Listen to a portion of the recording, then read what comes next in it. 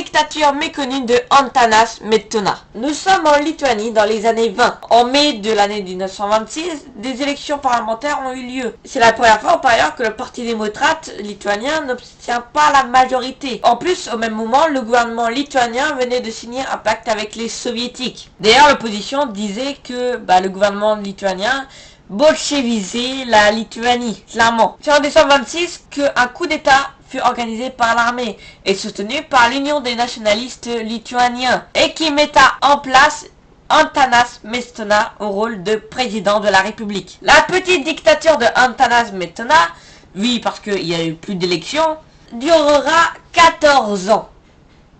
14 ans. Mais comment tout ça s'est fini alors? En mars 1939, l'Allemagne mit un coup de pression à la Lituanie pour lui céder la région de Klaipėda, en allemand Memel. Les soviétiques organisent un coup diplomatique avec la Lituanie en lui cédant la région de Vilnius qui appartenait à la Pologne. Mais les choses vont mal. L'année suivante, en 1940, les soviétiques mettent la pression sur les 3 pays baltes. Et finalement, l'armée rouge rentre en Lituanie. Ils prennent le contrôle de Vilnius et de la capitale de la Lituanie, Kaunas. Et on peut dire que c'est la fin de la dictature de Antanas Smetona. Et c'est là où les soviétiques instaurera la République socialiste soviétique de Lituanie.